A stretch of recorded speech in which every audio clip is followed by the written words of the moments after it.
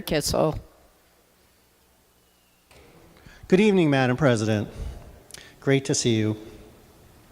Well, we're getting to the end of the discussion and debate regarding this budget, and I've been here, I've been so honored to be here for the last going on 27 years, so I've heard a lot of these budget debates over the years.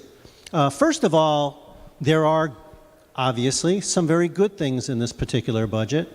In reviewing the municipal aid to my district, I wanted to note that Enfield, the largest town in my district, is getting a rather large increase in aid, and I understand that the budget says bonding will be a whole capital different discussion.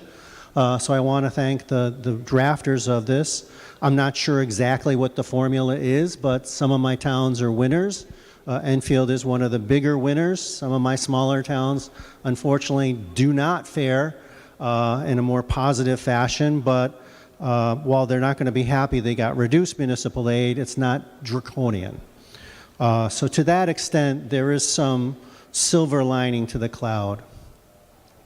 But it would be remiss of me if I didn't state that over the years I've heard so many eloquent senators state that a budget is aspirational, that it paints a vision for the future. By necessity, it is based upon best estimates as to where we are and where we want to go financially, but usually there's an overarching theme to a budget, and this year I see no such theme. I do not find this budget aspirational at all. And for the folks in my district, I think it's going to be death by 1,000 small cuts.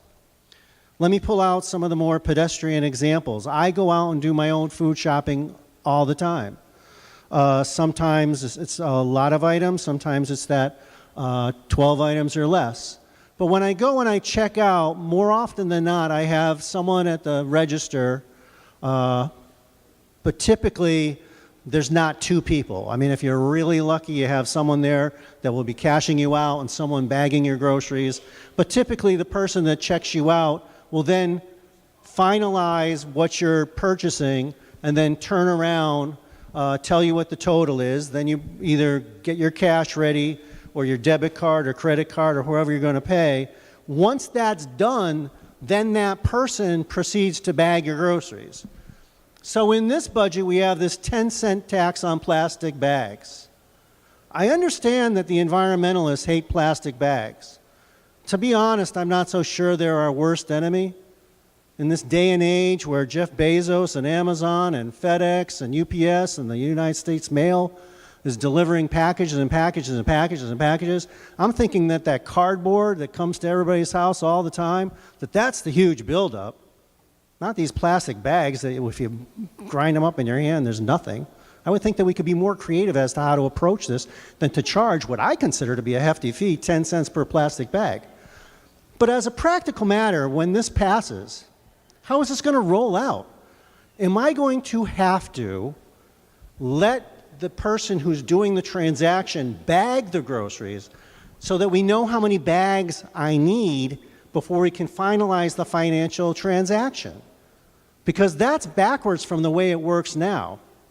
And I can just see my constituents having to go through this now cumbersome process, and God forbid something needs to be double bagged, so there's going to be that discussion. Is it going to be a 10-cent charge or a 20-cent charge?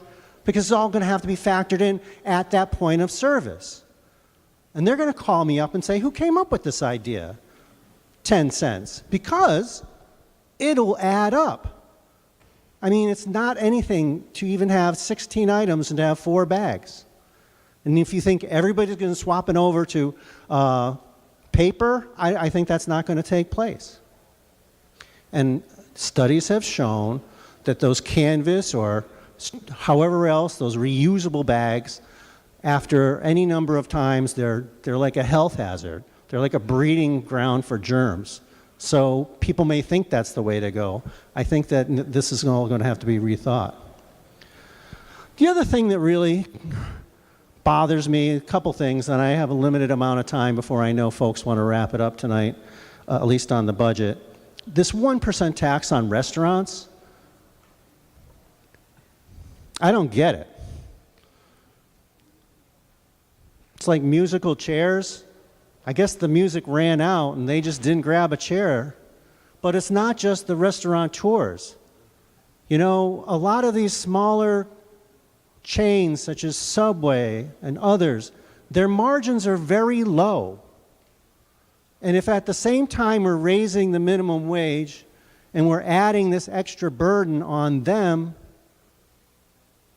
what does that do?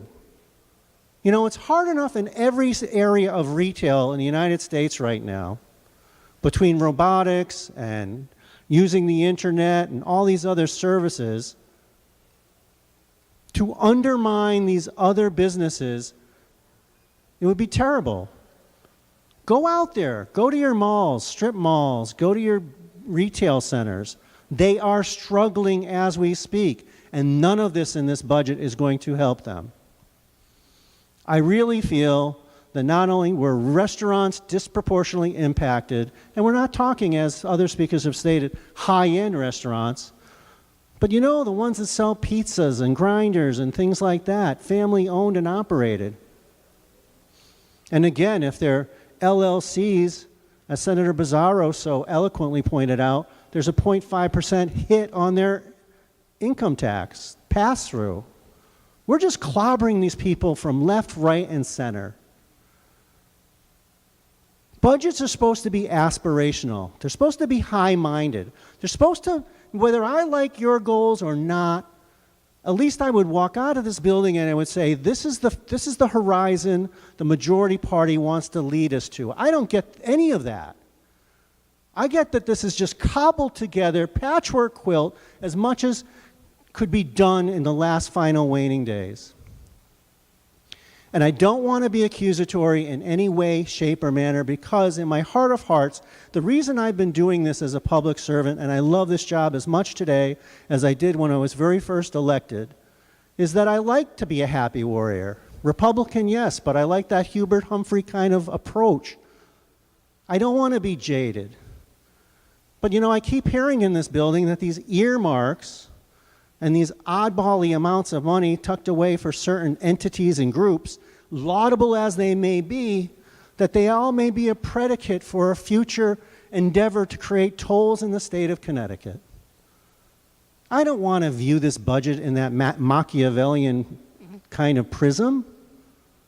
I hope this building hasn't devolved into that. You know, what would you like? What can we do to help make these other initiatives flow more smoothly? That's not the Connecticut that my constituents dream of. So I could go on, but so much has already been stated about the intricacies of the budget. But I felt compelled because typically, and for those of you who have served with me over the years, typically I never speak on budgetary matters. I leave it to the appropes and finance people and other interested senators that really feel passionately. But I feel passionately this evening. I do feel like the middle class is getting hurt. I do feel like young people are losing their options. I do feel like small businesses, especially those in the food service area, are being undermined through nothing that they did untoward. I think we're making it incredibly difficult to survive in this state. And I think that's a shame. I look around this circle and I'm so proud of the people I serve with, but I just really feel in my heart of hearts we could do so much better. It is hard to survive out there. People are living hand to mouth. And now we want to saddle them with, you know, it reminds me of that Beatles song, The Tax Man. Go find it. Listen to it. Anything that's not nailed down, they want it to tax. And that's what I look at this budget, and that's what I see. Just a hodgepodge of, if we haven't taxed it, we're going to tax it. And 1% here and 0.5% there, it all adds up.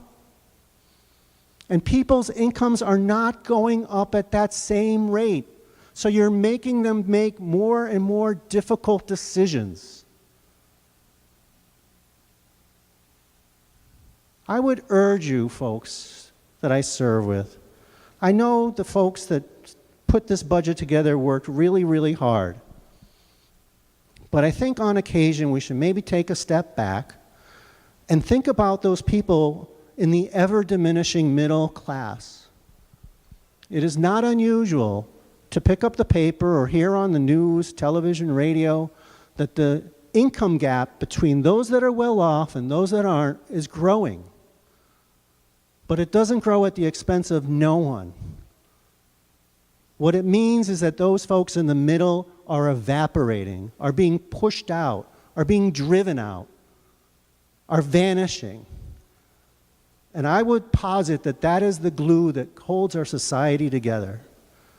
And if we end up as a society with just very, very rich and very, very poor, we're going to regret the decisions that we made today. So for that reason, so many others, I will not be voting for this budget, Madam President. Thank you. Thank you, Senator Kissel. Will you remark further? Good evening, Senator.